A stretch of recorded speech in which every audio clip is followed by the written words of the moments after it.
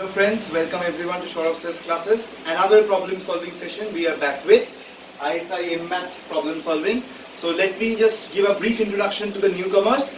These problem solving sessions are intended for aspirants of various examinations of mathematics who are seriously preparing for mathematics for university entrances in master's level, undergraduate level, master's level, or after the school level. So these questions are taken from various entrances and they are being solved here to let you know about the tips and tricks how to handle questions in examinations, how to properly expertise the questions in examinations, and what are the questions you will be facing, what type of questions you will be facing with in this examination. So this session is meant to familiarize with you with that type. So today we will be discussing questions from ISI M.Math examination. So ISI, Indian Statistical Institute Masters in Mathematics, is one of the most celebrated course that is offered in the prestigious institute. So ISI's M.Math has been in history one of the top courses in the world. So for M.Math, if you just appear, then after M.Math you can go for PhD, for your postdoctoral research or for your doctoral research in other universities also. So for that you need to sit for an exam in ISI. So the exam consists of two parts, the MCQ part and the subjective part. So in this session we are focusing on the MCQ part. So after if you have cleared both the parts together, so you will be called for the interview. So now we will just get into the first question for the day. The question says the function fx equals to a0 plus mod x plus a2 mod x square plus a3 mod x cube is differentiable at x equals to 0 for option A, no values of a0, a1, a2, a3, any value of a0, a1, a2, a3, only if a1 equals to 0, only if both a1 equals to 0 and a3 equals to 0. So this is the question. I recommend you to just try the question by yourself.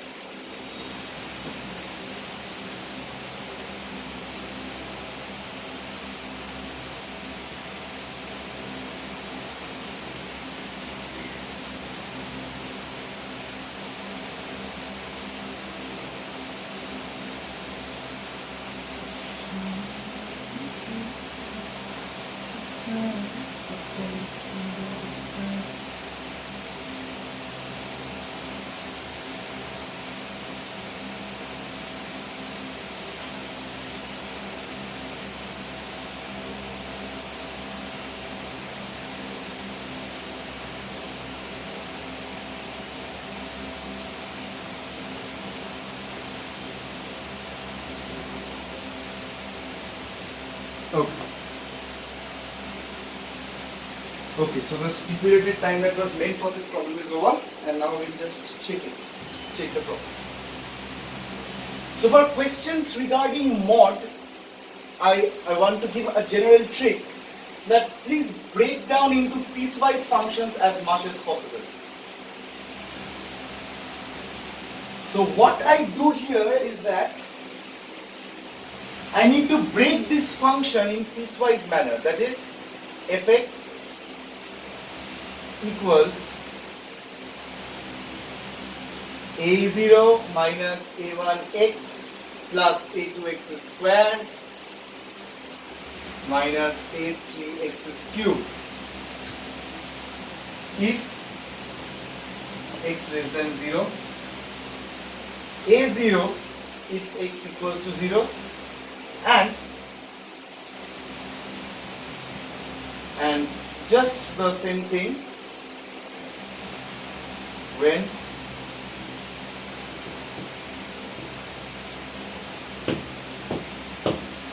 okay, so this is how we have broken the function piecewise. So I just want to shift the camera a bit so that you can see it, the piecewise part. Okay, so this is how I have broken the function piecewise. So now I'll just analyze the derivatives of the function. So let's assume that we could derive this function. This is because these individual functions are derivable. So these three individual functions are derivable. So I just consider the derivative at just x less than 0, x equals to 0 and x greater than 0 individually. So deriving what we get is a0 will get removed, a1x will be minus a1x, a2x will be just shifted down, so it will be 2a2x plus 2a2x, and for a3x it will be minus 3 times a3x if a greater than 0. Now if x equals to 0, then f dash x is 0, and the same thing happens when x greater than 0. So this a0 is removed, x is removed, so you get here 2x and you get here 3x squared. Okay, now what if, so if this derivative had existed, now mind these words clearly, that if the derivative did exist, then all the three values would have been equal at point 0. In this case, all the three values should have been equal to 0 when x is placed as 0.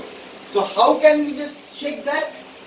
So checking that, we just need to place f dash of 0, and we get here is minus a1, f dash of 0 is a1 from the third condition. And so for existence of derivative, we must have a1 equals to 0. Okay, so I hope that this step is clear, that existence of derivatives, for existence of derivatives, we must have a1 equals to 0. Okay, so a1 equals to 0 is a must. Now, there is essentially an option in the question which is very trickily given, that only if a1 equals to 0. So that usually the mistakes the appearing students or the appearing candidates make is that they leave it at this point. They leave the question, solving the question at this point. But no, we need to check further. What are the further conditions? So if a1 is 0, then we just substitute 0 here to remove this. Okay? And after this, not only that, we need to also check that whether we have, so here it is a square, that whether the original polynomial degree is odd or even. This is because if the original polynomial degree is odd, then fx has a real root which will cause the problem. So in this case, the degree of original polynomial is odd, and hence there is a root of fx. Okay, so there is a root of fx. That might be positive, that might be negative, but since the degree is odd, there is a root of fx, a positive root of fx. So at one time, this x will give a value of 0, while this x will not. So I just repeat it again. Since the polynomial given is of degree odd, one time, at one point of time, this value will be equal to 0. This value will be equal to 0 since x is greater than 0, but this value won't be. So to avoid such confusions of negatives and positives, it is better if we do a3 equals to 0, if we equate this. Okay, so a3 must also be 0. And from previous conditions, we have got a1 equals to 0. And so the correct answer for this is option D. Okay. So what we learned of this question is, in this question is that we learned to analyze mod values. We learned to analyze values with modulus. That how do we analyze functions having mods in it? We just need to break down into intervals and check its properties at each such intervals. That will help us solve this question. So now we will get into the next question of the video. Okay, so we are back with the second problem for today. It says let fx equals to 2 plus 1 by 3 into x minus 2. So we define a sequence of functions fn from real to real such that f1x is that fx that is given on the top, and fnx equals to f of n minus 1 fx. So there are four options. Limit fnx does not exist for all x, limit fnx exists if mod of x minus 2 less than 1, limit fnx equals to 2, and limit fnx equals to 2 by 3. So we need to find which option is incorrect regarding the question. So what we need to find is which option is incorrect regarding the question. So I give you some time to solve this.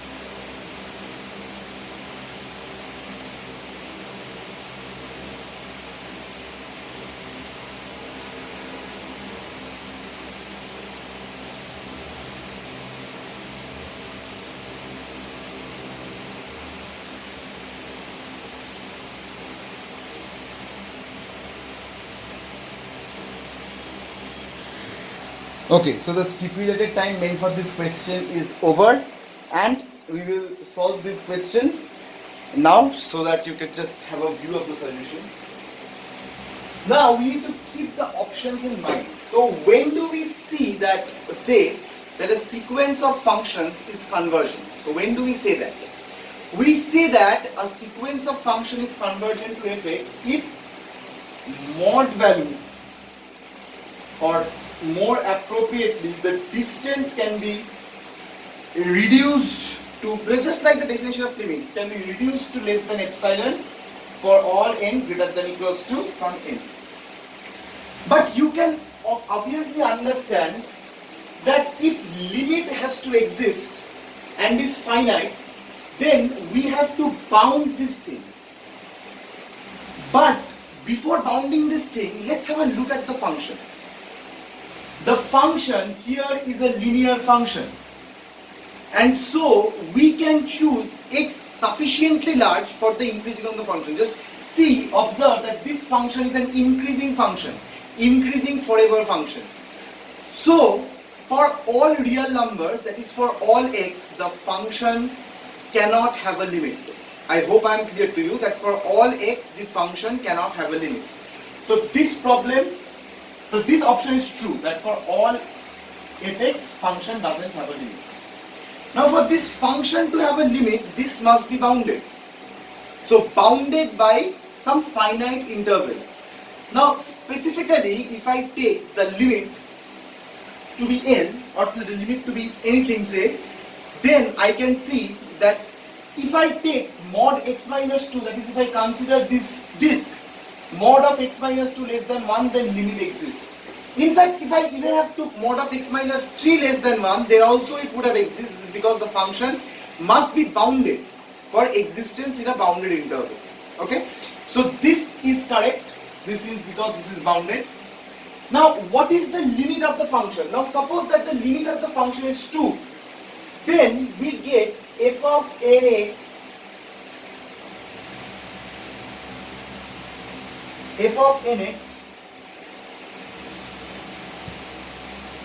minus fx minus 2, that is less than epsilon. But what is f of nx? F of nx is again a composition of such function. Now for x minus 2 less than 1, I can just take x as 0. And when x is 0, so I cannot take x as 0 because this has to be satisfied. So I can take here x as 3. So if I take x to be greater than 2, then it applies to the interval. So if I take x that is greater than 2 or that is smaller than 2 to be honest, so it cannot go for greater than 2. So if I take x very near to 2, then of course it will happen. So I take this x very near to 2. So when I take x very near to 2, then of course we can see that this function, so I take epsilon equals to 1, say given. So if I take this epsilon as 1 and if I take x very near to 2, then of course this fx minus 2 cannot remain less than 1 forever. This is because the function is increasing and therefore for some value if it has attained this, therefore for other values it should have attained a higher value than 1. So if I don't bound the fx in a proper interval, then of course I get a contradiction for epsilon equals to 1 and therefore the limit cannot be true. So this is the only incorrect option and hence your correct answer is option C. So this basically needed a bit of intuition and a bit of definitive approach. So what we did learn in this video is that we learned how to analyze modulo functions, how to analyze other functions in terms of their sequential criteria or sequential continuity. So please don't just stop at these videos for problem solving sessions. You need to practice problem on your own using these ideas and tricks.